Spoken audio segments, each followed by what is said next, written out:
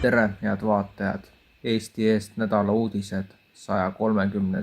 saade. Vaatame üle, mis lõppenud nädalal kõige olulisem. Lõuna-Vaikse ookeani idaosas toimunud teadaolevatel narkokaubanduse marsruutidel liikunud 2 kahtlustatava narkolaeva pihta 5 surmavat kineetilist rünnakut. USA võimud aktiveerisid otsingu- ja päästeoperatsioonid 2 rünnakus, hukkus 5 inimest, kellest 1 jäi esimesest ellu. Peeter Magyar. Me uuendame ja loome tugeva aluse ja võimaluse korral laiendame Visegradi 4 koostööd. Selles vaimus on minu esimene reis Poola, et tugevdada 1000 aastast Poola-Ungari sõprust. Minu teine reis viib Viini ja 3. Brüsselisse, et saaksime koju tuua Euroopa Liidu raha, millele Ungari rahval on õigus. Meenutuseks Magyar võitis kummalistel asjaoludel Ungari parlamendi valimised. Netanyahu ründab Euroopat. Euroopa on kaotamas kontrolli oma identiteedi üle, olles nakatunud sügavast moraalsest nõrkusest. Xi Jinping Pedro Sanchezile. Hiina ja Hispaania mõlemad põhimõttekindlad ja mõistlikud riigid. Me oleme valmis seisma ajaloo õigel poolel. Me peaksime vastu astuma džungliseadustele ja koos säilitama tõelise multilateralismi ning kaitsma maailma rahu ja arengut. Saudi Araabia välisminister prints Faisal bin Farhan annab otsese vastuse USA survele poolt valida. Saudi Araabia ja kõik Araabia riigid ei sea oma poliitikat teiste huvide põhjal.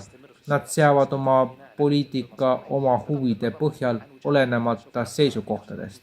Nädala skandaalseim uudis.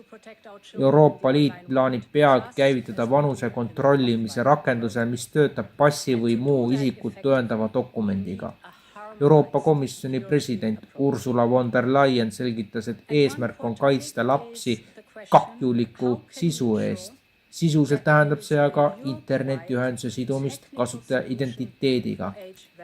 Üks põhiküsimusi on, kuidas tagada üle-euroopaline tehniline lahendus vanuse kontrollimiseks. Täna võin teatada, et meil on vastus olemas. Meie Euroopa vanuse kontrollimise rakendus on tehniliselt valmis ja peagi kodanikele kasutamiseks saadaval, ütles von der Leyen. See idee on juba mõnes Euroopa riigis toetust leidnud. Prantsusmaa arutab alla 18-aastaste sotsiaalmeedia täielikku keelustamist, samas kui Saksamaa pakub välja digitaalse identiteedi rahakoti, ilma milleta oleks juurdepääs sotsiaalmeediale võimatu. Nad kehtestavad nüüd Hiina pankadele sanktsioone. Meeleheide on reaalne. Scott Bessent. 2 Hiina panka said USA rahandusministeeriumilt kirjad. Kui suudame tõestada, et teie kontode kaudu liigub Iraani raha, oleme valmis kehtestama ka teiseseid sanktsioone. Iisrael hävitas õhurünnakuga Lõuna-Liibanonis Debninis haigla ning Iraanis jätkuvad valitsusmeelsed meeleavaldused 46. ööd järjest. Saate lõppu kuulame ka katkendit Mart Helme sõnavõtust Rahvusraamatukogus sarjast Ärka Eesti. Ja see on suuresti seotud jällegi meie liikmesusega Euroopa Liidus. See on kõikehõlmav korruptsioon. Ja ma mäletan, ma töötasin tol ajal siis oli ta põllumajandus, nüüd on ta maaeluministeerium, põllumajandusministeeriumis, ja kui need eurorahad tulema hakkasid, siis ma ütlesin tollastele poliitikutele, valitsusliikmetele, kulla mehed, see viib meid lõputusse korruptsioonisoomu. Ei, kus sellega me saame nüüd midagi? Midagi on saanud, ja ei saa öelda, et üldse mitte midagi ei ole saanud.